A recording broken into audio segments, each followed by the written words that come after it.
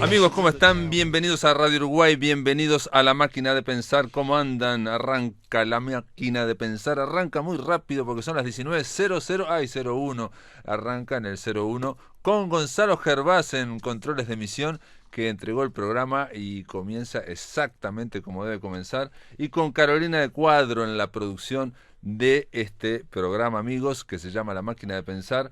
Después de las elecciones, yo me imagino que, bueno, obviamente se seguirá hablando de las municipales, pero aquí en La Máquina de Pensar vamos a conversar sobre literatura, sobre música. Hoy vamos a estar conversando sobre narrativa en concreto, y también vamos a llamar a Santiago de Chile, porque allá del otro lado de la cordillera está Patricio Hidalgo para una columna más de La Auténtica Rocola. Vamos a estar analizando, él va a estar, nos trajo una canción de Aute que les prometo que está muy, pero muy interesante. Pero vamos a darle la bienvenida ya, eso va a ser el final del programa. Durante el comienzo es para recibir al escritor Matías Mateus. ¿Cómo andás, Matías? ¿Andás bien? ¿Cómo andás, Pablo? ¿Todo bien? Buenas tardes y gracias por la invitación. Matías Mateus, el escritor que lleva mensajes, podemos decir. Sí, no tanto mensajes, sino que malas noticias, pero bueno, sí, podría decirse algo de eso. Bueno, pero también ¿seguís trabajando en el correo? Sí, de momento no me echaron, así bueno, que todavía no se dieron cuenta, así que estoy ahí. Bueno, pero entonces es un escritor que manda mensajes porque lleva el correo, ¿no? Como cartero, ¿no? Sí, claro, por eso malas noticias, porque generalmente llevo facturas, pero bueno, no soy una persona muy grata en el barrio ahí donde me toca deambular. Bueno, pero a veces de buenas noticias también llevarás, y más de uno que habrá quedado fascinado, o más de una, por la noticia que llevas. Pero en este caso no es por tu actividad postal que te estamos llamando. Lo mío era un poco un chiste, porque siempre estamos, yo por lo menos estoy diciendo que, bueno, que la literatura, se ha dicho, no es para entregar ningún mensaje, ¿no? O si hay un mensaje en la literatura es algo que no sabemos exactamente qué es, ¿no? No, por lo menos premeditadamente no. Exacto. Yo no estoy de acuerdo con eso de que hay que dejar un mensaje, dejar algo ahí que quede resonando de fondo. Si queda y que sea, pero no que sea el fin primario, ¿verdad? Claro. O por lo menos el objetivo de quien se sienta a escribir, ¿no? Por lo menos así no lo consigo yo. Claro, y Matías también, lo cual no quiere decir que no haya mensajes, pero que trasciendan al propio escritor, ¿no? Digamos, de lo que escribe no es solamente un argumento, una historia, ¿no? Sino que son emociones, que eso también quedan resonando en el lector. Sí, exactamente, sí. De hecho, mirá, hace un tiempo me acordaba, fui me invitaron a leer a la Ciudad de Progreso. Uh-huh. Y yo me había puesto a leer un fragmento de una novela, y la novela, o sea, lo que yo estaba leyendo era muy literal, o sea, yo no lo encontraba, por lo menos cuando lo escribí no lo pensaba con algún sentido metafórico de fondo, o Uh-huh. demás. Y una persona que estaba en el público me dijo, mirá, lo que estás diciendo vos, o sea, te lo hago breve.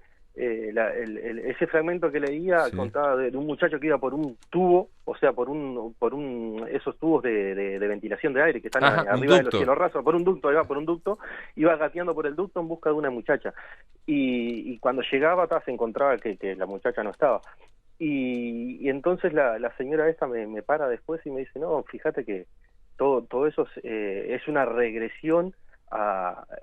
Me dijo así, ¿no? Ella lo sintió como que era una regresión al momento de la infancia donde uno era feliz. Claro. Dije, puede ser, ¿por qué no? Maravilloso. Sí, claro. Sí. Si usted lo entendió así, me parece perfecto. Y quedó en esa, ¿no? Sí. Bueno, es que el lector, por eso es que la idea de que, creo yo, de que estamos de acuerdo en que no se le puede entregar un mensaje cerradito y cuadradito como si fuera un sobre, porque el lector es el que construye también, con su lectura va recreando lo que escribió, ¿no? Le va aportando. Sí, se lo va apropiando, ¿verdad? Uh-huh. Se le va haciendo del texto algo propio y ya el escritor queda, o sea, se deslinda de la responsabilidad, me parece, ¿no? Sí, el escritor, digamos, no tiene la autoridad, aunque parezca que el escritor es el autor, para decir, no, señora, usted está equivocada porque yo quiero decir tal cosa. Eso no puede ocurrir. Sí, sí, no, totalmente. Estoy de acuerdo con eso. Bueno, les voy a decir, amigos, que Matías Mateus lleva mucho tiempo escribiendo, es narrador, es poeta, ha publicado, bueno, los libros de poemas Amores Amores, Desencuentros y Pasiones, y también las novelas Paraíso y Después, Una Hora de Eternidad, que sacó premio en la Casa de los Escritores en el 2015. También Matías obtuvo el premio Morosoli en Letras en el 2017 y ganó el concurso de poesía joven Pablo Neruda en el 2015 y bueno, y el de narrativa joven también de la Casa de los Escritores del Uruguay. Y en este caso la idea de conversar con Matías es para hablar de esta novela corta que se llama Otro Retorno al Vacío y que está editada por Ediciones El de Miurgo, ¿no? No hace mucho, hará una semana o dos, bueno, yo no sé exactamente cuánto, estuve conversando con Leonardo de León y sobre los haikus, ¿no? Haiku Mate, y también era de Ediciones del Demiurgo. En aquel momento yo dije que son unas ediciones artesanales, ¿no? Con un encuadernado artesanal y que realmente están muy cálidas, son muy cálidas, ¿no? Sí, sí, es una edición preciosa que... tú decís Haiku Mate de Leo de León y Miguel Avero. Y Miguel Avero, y sí, Miguel me había Avero, olvidado del otro. sí, sí, sí, que lo editaron hace bien poquito. Muy poquito, sí. Son unas ediciones preciosas que está llevando adelante Ediciones del Demiurgo, que lo hace Rodrigo Clavijo, que lo hace todo de forma completamente artesanal y es un trabajo muy preciso, muy cuidado, y tiene sus secretos ahí que él nos ha contado en la íntima, a los que hemos sido embaucados por el Demiurgo. Y la verdad que yo quiero destacar el trabajo de Rodrigo, que la verdad que es totalmente a pulmón, ¿no? Con herramientas muy básicas, tratando de prescindir en lo máximo que pueda la cuestión de la tecnología, ¿no? Excepto por la impresora. Después hace todo un trabajo sumamente artesanal, que si en algún momento tenés la oportunidad de charlarlo con él, la verdad que vale la pena como lo labura y el trabajo que deja. Estamos hablando de Rodrigo Clavijo, ¿no? Rodrigo Clavijo, exactamente. Que es el que diseña el volumen y diseña esta colección, Ediciones del Demiurgo. La ilustración de la portada viene por parte de Nicole Vera. Una pregunta, digamos, yo sé que estas preguntas son un poco, para mí no le veo demasiado sentido, pero la hago igual. Sí. ¿Estamos hablando de una novela o de historias que están de alguna forma conectadas o que son una especie de ciclo?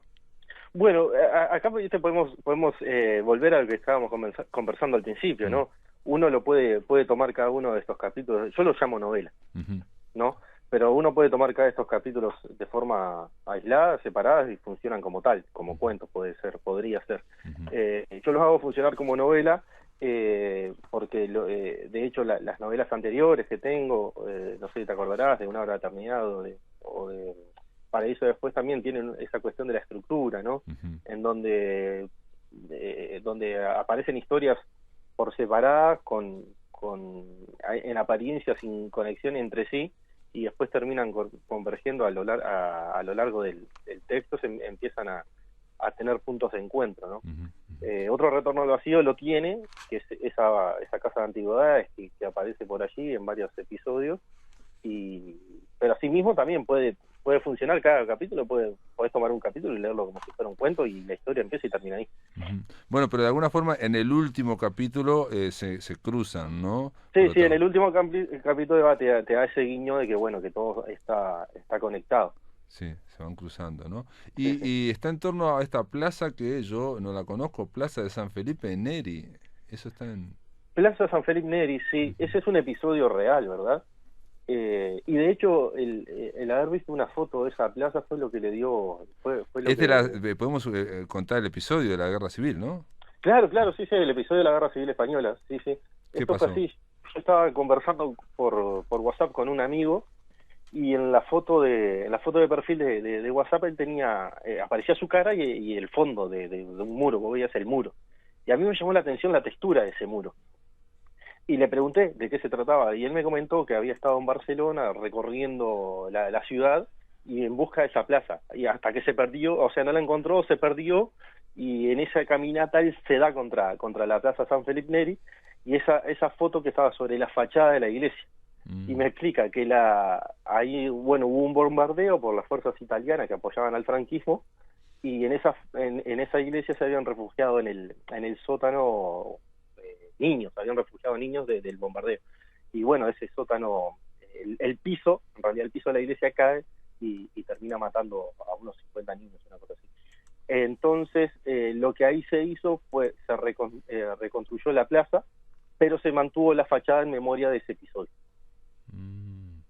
Es una fachada que tiene agujeros, está agujereada. Agujeros, claro, sí, están las cicatrices del bombardeo, ¿verdad? Impresionante, impresionante. Sí, es una plaza, me imagino yo, que está en la ciudad, en el casco antiguo, digamos, de Barcelona. Creo que está en el barrio gótico de sí. en el barrio gótico de seguramente. Sí, vos podés buscar fotos e imágenes de videos que hay, y la verdad que es impactante cómo se conserva esa fachada. Y eso te disparó por lo menos para una historia, ¿no? Hay una historia que... Eso me disparó para una historia, sí, que fue... eso y otra historia, porque la novela tiene como ciertos como puntos en donde varias cosas confluyen, no solo esa tienda de antigüedades donde las historias van a parar ahí, sino en la cuestión de las cicatrices, ¿no? Como esa marca epiteliales pueden ser disparadoras de algo. Yo tengo varias, cuando me hacía el ciclista, de irme al suelo bastante... los ciclistas tienen muchísimas porque, digo, el ciclismo... Sí. Por la frecuencia en la que iba al asfalto. Entonces tengo varias y cada vez que me las veo me recuerdan a las caídas que tuve. Y después también me pasó, esto sí me pasó trabajando, una vez que iba a entregar una carta certificada, una muchacha así, 1,60 m más o menos, me recibe una carta y tenía una cicatriz en el cuello muy grande y que me llamó mucho la atención. Y le empecé a poner una historia también a esa cicatriz. Y después me había puesto a escribir sobre lo de la fachada de la iglesia de San Felipe Neri, y dije, opa, estas dos cosas se están dialogando, porque en definitiva también son cicatrices. Y ahí empecé a buscarle la vuelta e ir agregando los otros elementos que hacen a la obra, ¿no? Otro retorno al vacío también podría plantearse, te pregunto, ¿no? Como que son historias que son consecuencias de la violencia. Sí. De hecho, sí. Los relatos así lo indican, ¿no? Y de hecho esas consecuencias de la violencia son los que terminan dejando esas cicatrices, ¿verdad? Y cómo a veces el aferrarse a esas cicatrices, cómo hace uno para deslindarse, ¿no? de esa historia pasada, o construir otra a partir de allí.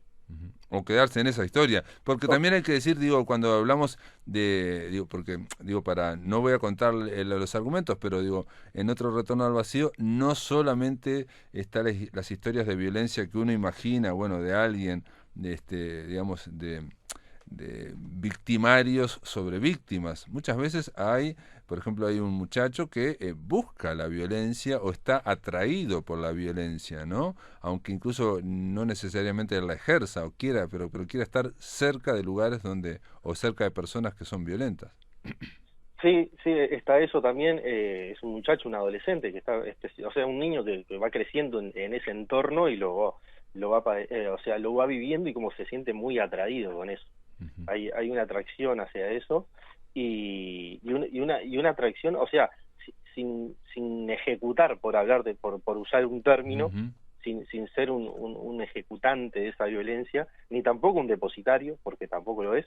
Él siempre está merodeando como si fuera un voyeur de esas situaciones, ¿no? Que le pueden resultar excitantes. Bueno, es la atracción cierta morbosa, ¿no? El morbo que puede provocar la violencia. Bueno, lo vemos, de hecho la mayor parte del entretenimiento, de las producciones de entretenimiento usan la violencia, pero también está la idea de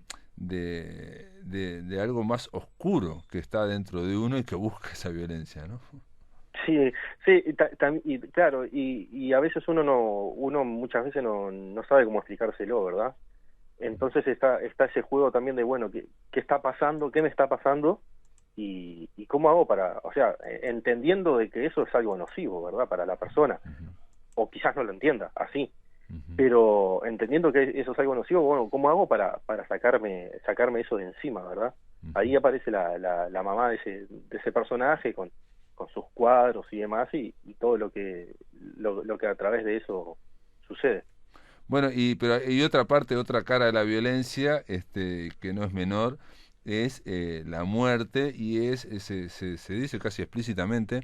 Yo me acuerdo, digo, mirá vos hasta dónde me llevó, digo, cada uno va a distintos lados, y me acuerdo que en un taller de Mario Delgado Paraín, fíjate vos que fui yo, un ejercicio era escribir tu primera muerte. ¿No? O sea, la primera vez que vos estuviste en contacto, todos hemos estado la primera vez en Sí, sí, contacto con sin la duda. muerte, y bueno, y contarla, aunque sea yo qué sé, ir a un velorio, o básicamente era la primera vez que viste a un muerto, ver Bueno. a un muerto, ¿no? Y aquí prácticamente lo dice el protagonista, ¿no? Habla ve a uno, después ve a otro, ¿no? Y dice, me falta un tercero, ¿no? Para hacer una trinidad. Claro, sí, sí, exactamente. Y ahí es cuando se pregunta eso que te decía recién de lo nocivo, ¿no? Ese protagonista ve a un ser querido en un velorio, y después ve a otra persona, la ve morirse. O sea, y deja, o sea, deja esa, cómo completar esa trinidad. A ver, qué nos está diciendo con cómo completar la trinidad? O sea, ¿lo viste ya? ¿Viste al fallecido? ¿Viste cómo se termina de consumar una muerte? Y bueno, ¿cuál sería esa trinidad, no, que él está sugiriendo ahí? Que también hace a ese morbo y a ese juego que él quiere ver, como para terminar de experimentarla, ¿no? Ujú. Sí, bueno, ahí parece una cosa como un poco de coleccionista también, ¿no? De buscar otra más, a ver cuál es la tercera, ¿no? Sí, Digo, sí, sí, ¿cuál puede es la ser. tercera? Claro, y esas experiencias como que van aumentando de tono a medida que van pasando. Ujú, ujú. Sí, sí, sí, después se va volviendo. Y también aparece el tema del arte. El arte explícitamente aparece, digamos, que se nutre también de esa violencia, por ejemplo, en un pintor, ¿no? Alguien que le gusta no pintar modelos que, digamos, que estén perfectos, sino al contrario, buscar lo Claro, imperfecto, ¿no? buscar lo imperfecto, sí, y buscarle las historias a esas cicatrices. Eso es lo que te comentaba Ujú. recién hoy Y no, y a las arrugas también, a arrugas, las arrugas, claro, cicatrices, sí. en fin, todo lo que. Sí, a lo que rompe el prototipo de belleza, ¿no? Esa que se nos vende por Ujú, todos lados. ujú. Lo que va marcando el cuerpo también, porque se va desgastando el cuerpo, lo va marcando, le va dando a cada cuerpo algo que es único, y que es lo que parece que él está buscando, ¿no? Está buscando algo único. Y por ejemplo, a una chica le dice, bueno, pero vos no tenés cicatrices, no sé qué, hasta que le encuentra una, ¿no? Me encuentra una, claro, sí.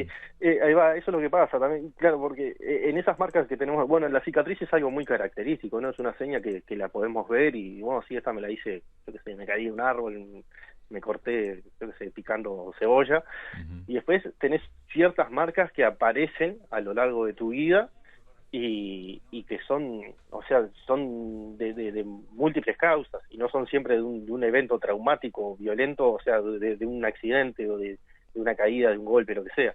Ujú. Y buscarle las historias a esas marcas, como pueden ser, por ejemplo, eh, la sombra debajo de los ojos, ¿no? No solo por falta de cansancio, puede dar perdón, por falta de sueño, por exceso de cansancio, sino que puede haber distintas connotaciones que tengan esas marcas que nos van apareciendo en el cuerpo y que nos van haciendo, nos van produciendo todos los achaques. Y ahí ese artista el personaje, que se llama Nicole, se dedica a eso justamente, a partir de una experiencia traumática que ella padece, a buscar lo imperfecto y la historia detrás de ese suceso. Ujú, ujú. Sí, sí, buscar las cicatrices. El tema es como dice otra canción, si las cicatrices ayudan a andar, ¿no? Sí, O no, claro, ¿no? sí. Ese Sí, es porque ahí estamos como el otro personaje, ¿no? Que no sabemos si encontrar o revolver ahí sirve para hacer algo, o simplemente es una marca de la memoria, o sirve bueno, para otra cosa más positiva, ¿no? En el sujeto. Y una pregunta así, totalmente cholula, y que si no me la contestás está perfecto. La que hace la imagen de tapa se llama Nicole también. Nicole, sí. No tiene nada que ver. Con el personaje, ¿sí Sí, tú? sí. No, no, usé el nombre de ella nomás porque, bueno, justo le había pedido que me hiciera un... Ah, o sea, bueno. a partir de ese capítulo le había pedido que me hiciera un diseño de portada y como me cuesta a veces conseguir nombres para los personajes, ya lo metí, pero no tiene... es una coincidencia, o más bien es tipo un agradecimiento ponerla como no. Capaz que fue un mal agradecimiento, no sé, ella lo verá desde... ella Bueno, sabrá pero de qué aparece como forma lo ve. protagonista, aparece como personaje y es artista. Claro, Vamos a hacer claro. una pausa, Matías, ¿me podés esperar en línea? Dale, impecable. Amigos, después de la pausa seguimos conversando aquí en La Máquina de Pensar con Matías Mateus en torno a este libro, a esta novela corta que se llama Otro Retorno al Vacío y que está editada por Ediciones del Demiurgo. Amigos, continuamos en La Máquina de Pensar, estamos conversando con Matías Mateus en torno a esta novela corta que se llama Otro Retorno al Vacío. Matías, vos, en lo que yo he leído de vos, siempre hay como tenés, me parece, un costado muy filosófico, reflexivo, digamos, o sea, hay narración, va avanzando, pero siempre da la impresión que estás reflexionando sobre otra cosa, o a mí me da la impresión. Y entonces me preguntaba por el título, ¿no? Otro retorno al vacío, digamos, fácilmente uno puede pensar el eterno retorno de Nietzsche, en fin, no sé, volver, ¿no? O la parte más cíclica. ¿Tiene algo que ver? ¿No tiene nada que ver lo que estoy diciendo? Vos sabés que sí, que tiene que ver. Creo que no lo busco, ¿no? Me parece que no lo busco. Capaz que sí. O sea, lo del título sí, este título en particular. De repente al momento de meterme en las historias, en los personajes, en esos monólogos interiores que ellos hacen, que reflexionan y redundan sobre la misma rosca, ¿no? Sobre el mismo tema, sí lo hay. Pero vos sabés que me parece que no lo hago de forma adrede. Después me doy cuenta que sí, que termina resultando así. Y la cuestión filosófica, bueno, está, el año pasado, pero esto no tiene nada que ver con lo que has leído anteriormente, Ujú. o sí, pero el año pasado justo empecé a cursar una carrera de filosofía en el Instituto de Profesores de Artigas. No, pero las que yo leí eran antes de que empezara a estudiar No, filosofía. claro, por eso te decía, porque, Ah, o sea, que esté estudiando eso no tiene absolutamente nada que ver con esto. O quizás sí, o sea, no lo tiene consciente, ¿no? O sea, no es que, bueno, me voy a meter en el IPA porque así sigo profundizando las temáticas que utilizo en los libros y en las distintas historias. Pero se da esa coincidencia, sí, Pablo, estoy de acuerdo contigo. Pero también, lo mismo que hablábamos hoy, ¿no? Que ya lo repetimos, uno de repente se encuentra con que queda así y no busca el mensaje filosófico, ¿no? Por titularlo de algún modo. Y lo del otro retorno al vacío, sí, quizás sí tenga un guiño con eso de Nietzsche, lo del eterno retorno, porque bueno, siempre están girando las historias, están girando de forma concéntrica y parecen no poder salir de ahí, ¿no? De esa misma rosca. ujú, ujú. De alguna forma, igual, vos, ¿cómo haces? ¿Escribís la historia y después les pones el título? Porque también el título, acá es bastante filosófico, como lo estamos viendo, o puede plantearse uno, ¿no? En estos casos sí, en estos casos escribo la historia, después le busco un título, y es algo que me cuesta muchísimo encontrar un título. Sí. Me No cuesta sos el horrible, único. me cuesta horrible y no suelo quedar conforme con los títulos. Ujú. Me tienen que ayudar generalmente para poner algún título. Claro, Tengo claro. algunas otras novelas ahí que están inéditas y demás que también me cuesta pila. Queda la novela hecha y sin título hasta que, bueno, aparece uno ahí o alguien que me la lee y me sugiere uno y ya le digo que sí de inmediato. Mirá vos. Pero no, me cuesta mucho. Lo busqué, me gustó, de momento me gusta, capaz que dentro de un tiempo ya me deja de gustar este título, pero sí, es lo último que hago, termino poniéndole el título, es lo último. Mirá vos. Y ahí en ese caso el editor no, porque a veces los editores pueden ayudar a eso. De hecho, hay toda una historia ahí que se supone que el editor es el dueño de la tapa y la contratapa, ¿no? Como que él define Sí. más, puede definir el título y bueno, y lo que va a la contratapa.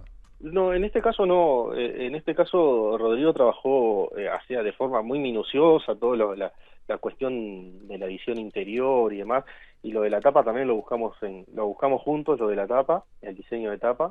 Si bien lo hizo esta amiga Nicole, Ujú. fue la idea como para proponérselo a ella, era era también algo que conversamos con Rodrigo, pero la cuestión del título no, lo dejamos, o sea, lo propuse así y así quedó. Pero sí, es algo que me vendría bien un asesor de títulos de acá en más. Me Bueno, vendría pero muy bien. somos muchos los que tenemos problemas con Sí, los títulos, sí, sí, sí, sí. sí, sí. De todas formas, si yo Ojo, miro... después te encontrás unos títulos preciosos, espectaculares, y cuando vas adentro te defraudan, ¿no? A veces Es prefiero poner cierto. un título que menos, que sea menos llamativo y que, bueno, por dentro, opa, mirá, no me lo esperaba, a que sea el camino inverso, ¿no? Y bueno, y entonces, porque en este caso, en otro retorno al vacío, yo creo que arranca casi en mitad de un asunto, arranca rápidamente. Pero, ¿vos pensás que hay que enganchar al lector de entrada o no necesariamente andar haciéndole reverencias al lector? Eh, en ese sentido, sí, yo creo que a mí suelo empezar así con cierta violencia también, ya Ujú, que estábamos usando ese término y que ujú. muchas de las cosas que escribo tienen esa temática como eje. eh, Empiezo con cierta vehemencia como para decir, bueno, te sentás, abriste el libro, bueno, y ya un sacudón de entrada, ¿no? Como para decirte, bueno, acá estoy yo, bueno, acá está el libro, ¿no? Acá estoy yo, habla el libro, acá estoy yo, presta atención a lo que te voy a decir. Eh, lo busco eso, sí, busco esa tensión, esa concentración de entradas, y que claro, que es un arma a doble filo, ¿verdad? Porque después hay que sostener todo eso.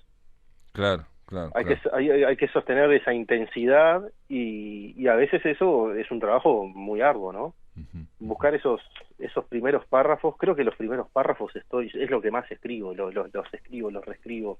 De repente la historia ya un poquito con el desarrollo ya avanzado, hacia el final lo trabajo menos, pero las primeras partes es una cosa que te reescribo miles de veces.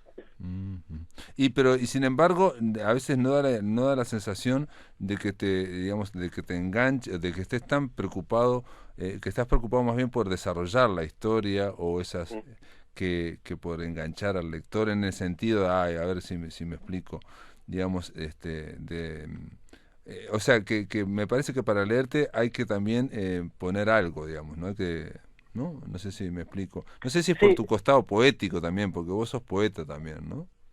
sí, o sea, sí, trato de no, sí, ponele que sí. O sea, no, a ver, no me considero tal cosa, ¿no? Ujú. Le tengo demasiado respeto a la poesía como para llamarme poeta, pero bueno, eh, siendo a la pregunta, eh, vos decís la cuestión de, bueno, cómo desarrollar la historia, preocuparse cómo se da el desarrollo de la historia. A mí también lo que me pasa es que, por ejemplo, no me siento a escribir si ya no tengo la historia prácticamente armada y desarrollada en la cabeza. Ah, mira. O sea, como que ya tengo ciertos mojones por donde tengo que ir pasando, ¿no? Como ciertos lugares, ciertos puertos a donde llegar, a donde arribar, y a partir de ahí empiezo a desarrollar. A partir de ahí me siento a escribir. Y entonces de repente esa parte de ingeniería la hago todo previamente, por eso escribo muy poco, o sea, en el correr del año, por poner un periodo de tiempo, no escribo demasiado. Y justamente de repente sí me paso mucho tiempo pensando alguna historia o o la ingeniería de las historias, ¿no? De cómo, bueno, esta historia con esta otra, cómo las engancho, cómo las hago confluir, cómo le doy toda esa vuelta para que después al final te des cuenta que es toda una sola cosa o no varias Claro. separadas. Entonces va por ahí también. A veces pasa por eso. Entonces, claro, después tengo esa hoja de ruta por donde transitar y por eso también me trabajo demasiado quizás excesivamente, quizás innecesariamente, esos comienzos. Ujú. Y bueno, y aquí aparece también, hablamos de la violencia, digo, simplemente para mencionarlo, la violencia que aparece también es la de, digamos, de la delincuencia, de los narcos o digamos, de la gente que manda en el barrio a veces o que manda en determinados territorios, ¿no? Eso Sí, también aparece.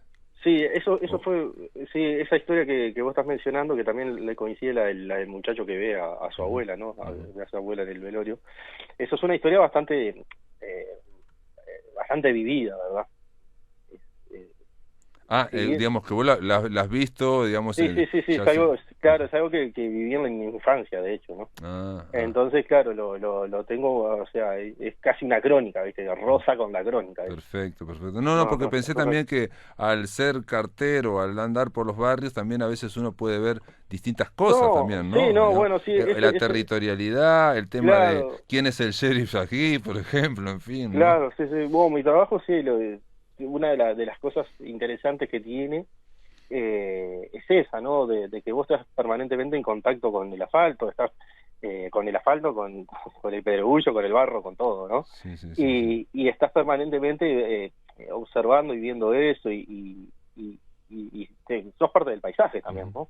No es la vida de la calle, digamos, ¿no? Sería la vida en la calle, ¿no? Sí, claro. Y uno está permanentemente en contacto con eso y lo va adquiriendo, se va mimetizando con ese ambiente. Si bien es un visitante que entra, da una vuelta y se va, pero lo hace todos los días. Entonces eso ya te hace también parte de ese mismo ambiente que uno es parte de ello, ¿verdad? Obvio. Y bueno, eso se ve, digo, y incluso yo pensaba, pero ¿cómo esto está en la Plaza de Barcelona y suena tan montevideano también? Pero también pensé que obviamente es montevideano, pero que esas historias también deben ocurrir en las calles de Barcelona, o en las calles ¿no? de barrios de otros lados, ¿no? O sea, son muy similares, son historias urbanas. Sí, claro, creo que el urbano ahí es, por algo, viste, que no aparecen historias o sea, no aparecen, excepto lo de la plaza de Barcelona. No hay indicaciones. No hay indicaciones. Claro, que vos lo podés imaginar en cualquier lugar. No hay indicaciones, de acuerdo. Y creo que rara vez hago eso, nunca lo hice, me parece, de situar algo en un lugar determinado. Por eso también porque que lo haces habitualmente, es lo que le da también como una sensación a veces más filosófica, ¿no? No se sabe en qué lugar, qué edificio, qué calle, ¿no? Qué barrio, o sea, no hay muchas descripciones de ese sentido, ¿no? Claro, sí, cualquiera se puede identificar con ese lugar. Dale. Porque no te estoy dando determinadas coordenadas donde decís, si no conoces el lugar, de repente te perdés algunos detalles, pero no cualquiera lo puede identificar en lo que cada uno conoce. Sí, digamos que la apuesta va por otro lado, no va por el lado, digamos, del costumbrismo o de la parte más realista. Muy bien, otro retorno al vacío, Matías Mateus. Gracias por estar en La Máquina de Pensar, che. Dale, gracias a vos, Pablo, y estamos al habla. Un abrazo. Abrazo grande, gracias.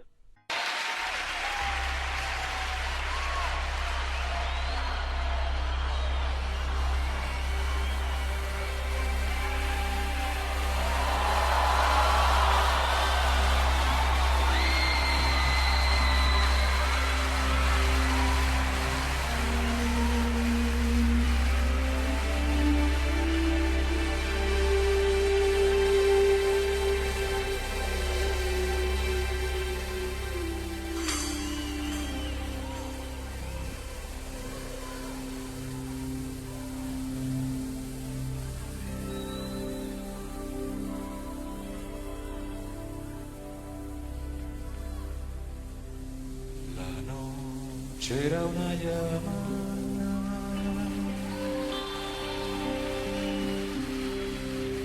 la luna estaba tierna,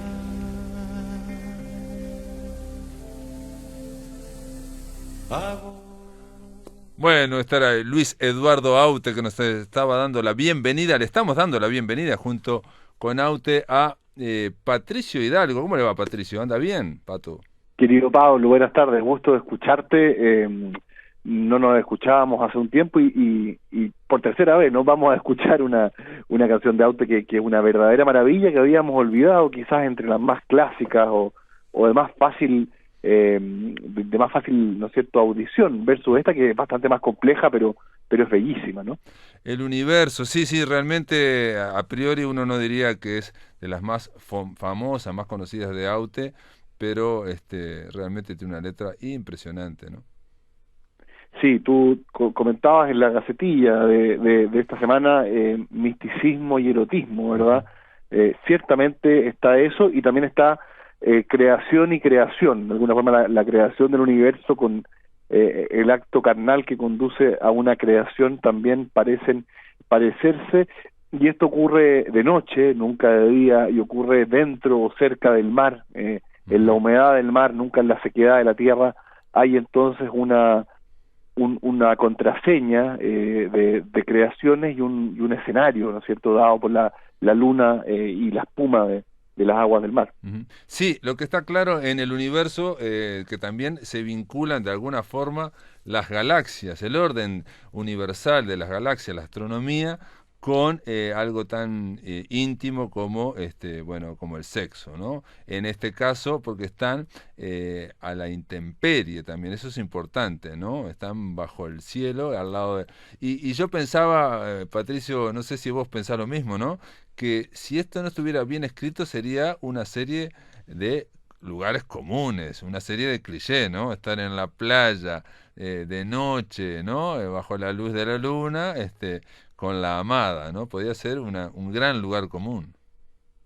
Sí, podría coquetear con el lugar común, pero ¿qué es lo que no tiene de común? En primer lugar, la música, ¿no es cierto? Es casi una cosa de Vangelis o de rock progresivo, hay una cierta cierta sonoridad, ¿no es cierto?, que es poco aute, que es muy le da una solemnidad muy importante, y luego, claro, va alternando en este marca registrada que hemos ido registrando a lo largo de este año en Aute, cierto erotismo muy elevado con uno muy carnal. Entonces cuando dice tu pubis era un beso fundido en mi saliva, eso es un beso, ¿no es cierto?, y no es otra cosa. Entonces luego cuando habla de que, ¿no es cierto?, el universo estalla, que sí podría ser un verso perfectamente cursi, está arropado por una cantidad de cosas que no lo son, ¿no es cierto? Y luego está cierto universo visual de Aute. Recordemos que cada vez que sacaba un disco en estos años 80, esto iba acompañado de una exposición de cuadros que tenían que ver con ese mismo mundo,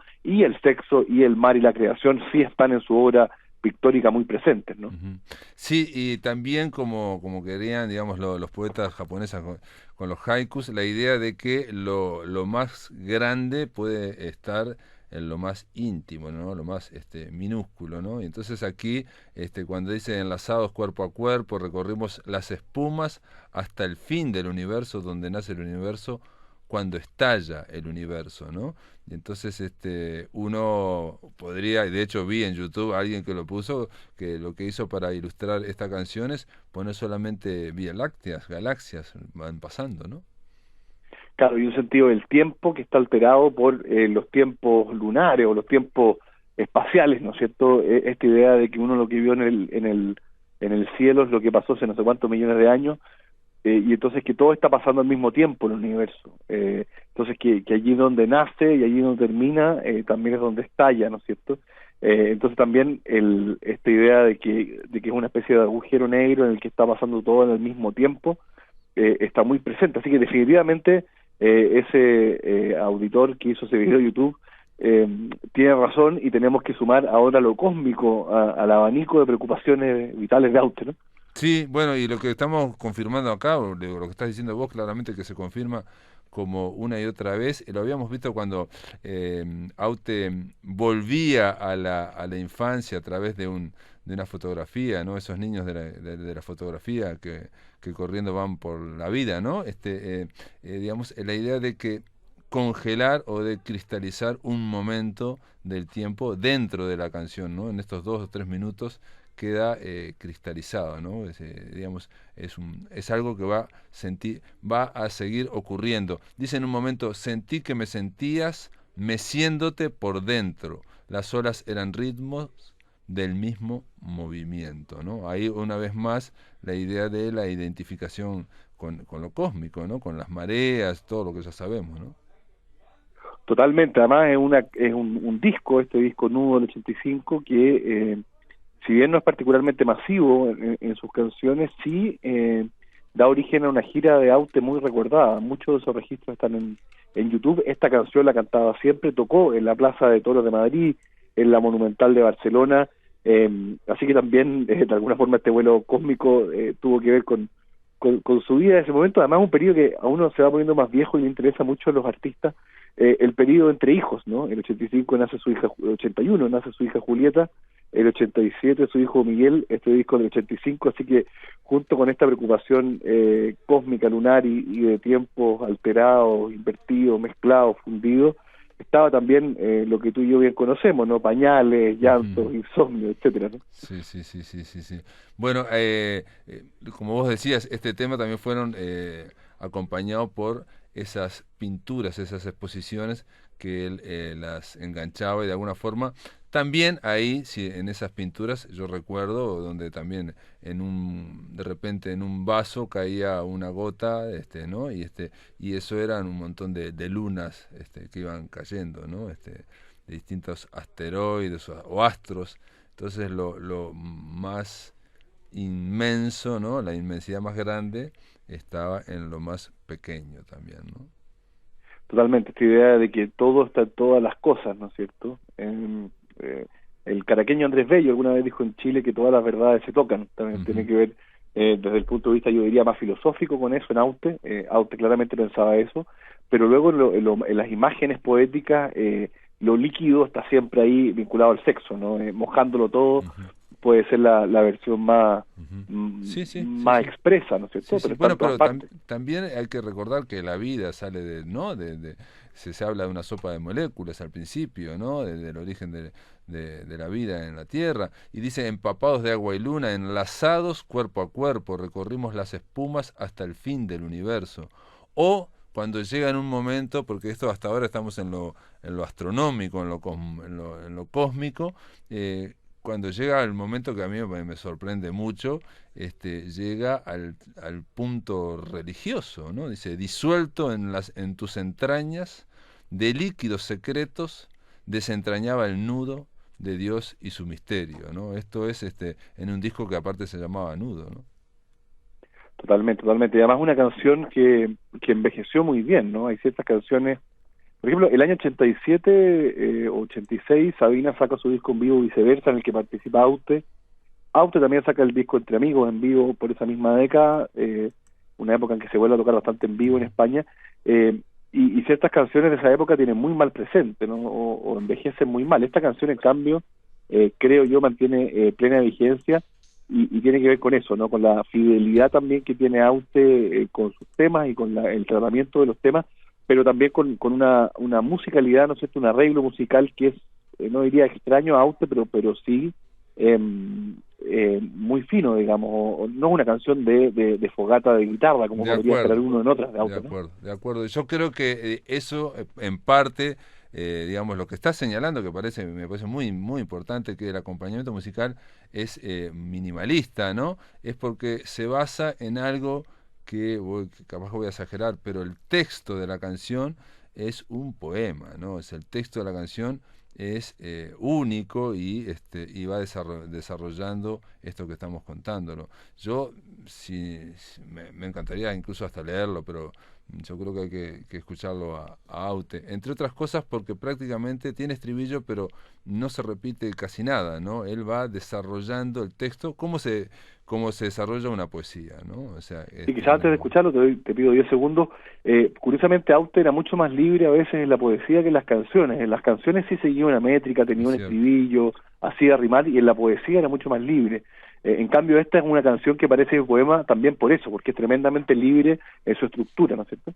Sí, es libre en su estructura pero a la vez parece sencilla, digamos, porque en realidad está contando un encuentro de amantes ahí al borde de la playa, pero lo va complejizando hasta, yo creo que lo más complejo es cuando se pone a hablar de Dios y su misterio, ya, ¿no? Ahí ya sorprende y, bueno, están empapados de agua y luna, enlazados cuerpo a cuerpo, ¿no? Sí, bueno, en el borde de playa chileno es muy difícil lograr el tipo de peripecias que Aute propone en su canción, así que sospecho yo que se refiere al generoso Atlántico, ¿no? O al Mediterráneo, Claro. capaz, ¿no? Porque, digamos, el Pacífico no creo que dé, sobre todo por el frío también, ¿no? Vamos, ¿te parece? Vamos a escuchar esta canción que se llama El Universo, de Luis Eduardo Aute. Maravilloso.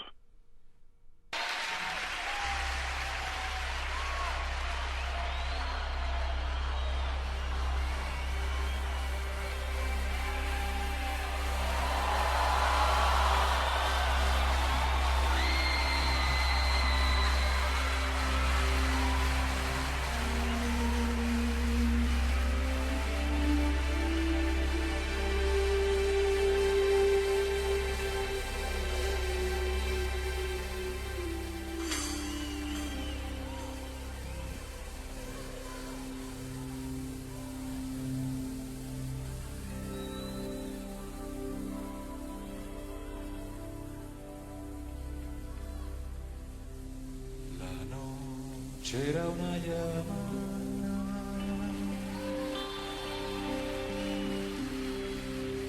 La luna estaba tierna.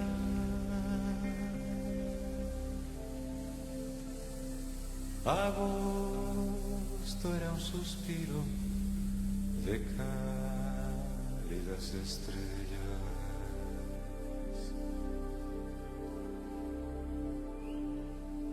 El mar se deshacía, mojando tus caderas.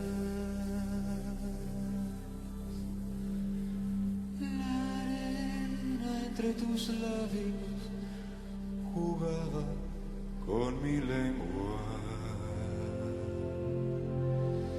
y empapados de agua y luna, enlazados cuerpo a cuerpo, recorrimos las espumas hasta el fin del universo, donde nace el universo, cuando estalla el universo.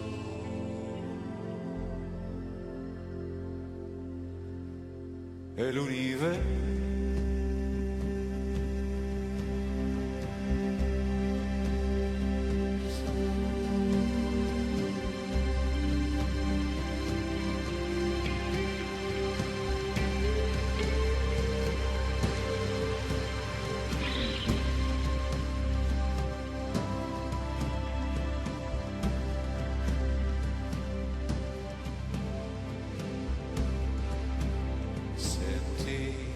Que me sentías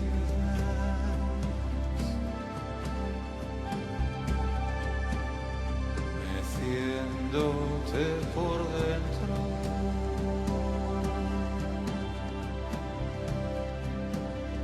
las olas eran ritmos del mismo movimiento.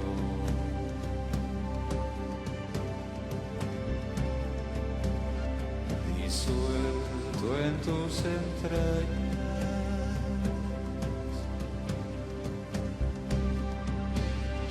de líquidos secretos,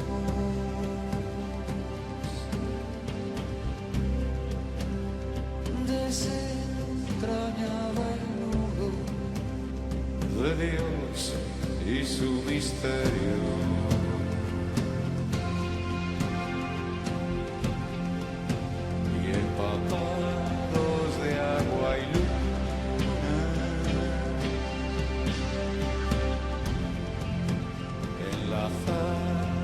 Cuerpo a cuerpo,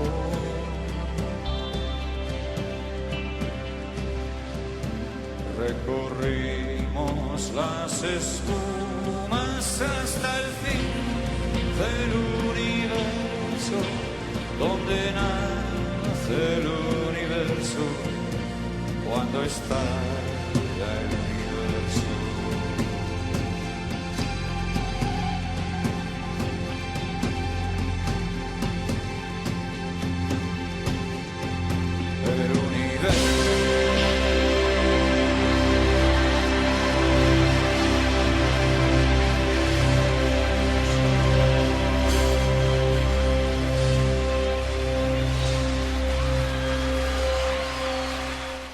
Este era El Universo de Luis Eduardo Aute, Patricio Hidalgo. Sí, pensaba también en la maravilla que es la letra y al mismo tiempo como cada vez que uno leía un obituario sobre Aute, una entrevista a Aute, se hablaba del universo de Luis Eduardo Aute, que era un universo con ciertas coordenadas éticas, con ciertas coordenadas artísticas y donde había ciertas lógicas quizás que no eran las del universo de los otros mortales, ¿no es cierto? Entonces también probablemente hay una tercera derivada que no es el universo de la Vía Láctea, ¿no es cierto?, sino también el propio universo de Aute, desde cuyas entrañas sale esta canción, ¿no? Sí, también yo diría, cuando lo estoy escuchando otra vez, de el estado en que está Aute también cuando escribe esto, o cuando lo imagina también, ¿no? Pensé incluso, voy a ser honesto, él fumaba marihuana, por ejemplo, entonces también, si no hay una percepción diferente, ¿no? En este momento. La noche era una llama, la luna estaba tierna, agosto era un suspiro de cálidas estrellas. Comienza así, algo que puede parecer muy terrenal, y después va remontando, y termina diciendo, bueno, que estalla el universo, y eso, disuelto en las entrañas, en tus entrañas, disuelto en tus entrañas de líquidos secretos, desentrañaba el nudo de Dios y su misterio. Sí, hay una cadencia en las palabras, incluso uno leyéndolo como si fuera una lista de supermercado, igual es una belleza, ¿no es cierto? Y probablemente también lo que la música tiene que ver también con, no digo con el consumo de ese tipo de nobles drogas, sino con una época, ¿no es cierto? Son los años 80 en que se aparece discos importantes de Bowie, por decirte algo, Claro. e incluso en esta versión en vivo se parece muy poco al Aute que uno veía en vivo a fines de los 90, ¿no es cierto? Entonces también probablemente tenía que ver también con letra y música, no solamente con letra, que ciertamente hay una abertura, digamos, a percepciones mucho más alteradas de lo común, ¿no? Sí, ampliando el tiempo, ampliando el espacio, y en este caso, en esta versión que escuchamos, que elegiste para compartir, Patricio, está más que claro que la propia canción estalla, ¿no? En el estallido final, el estallido que también se vincula con lo orgásmico también, ¿no? El estallido del universo, el Big Bang. Sí, yo diría que hay canciones dentro del mundo, digamos, el mundo erótico de Auta, hay canciones muy eróticas, de juego erótico, como por ejemplo, qué sé yo, Mojándolo Todo, que lo contábamos, y hay canciones orgásmicas, ¿no? Y esta es una canción orgásmica, acá todo confluye hacia el fin de la canción en ese tipo de intensidad, ¿no es cierto? Y también de conexión con el ambiente. Esto no sería lo mismo, ¿no es cierto?, en una cama por hora, digamos, en el centro de Madrid, digamos. Esto está en el mar. Exacto, sí, esto es el mar, que es exactamente lo eterno, y cuando estalla el universo. El universo es la canción que nos trajo Patricio Hidalgo aquí en La Auténtica Rocola. Gracias, Patricio, una vez más por estar acá en La Máquina de Pensar, che. No, un honor absoluto seguir recordando a Aute que, como decía un amigo sobre Citarrosa, canta cada día mejor, ¿no?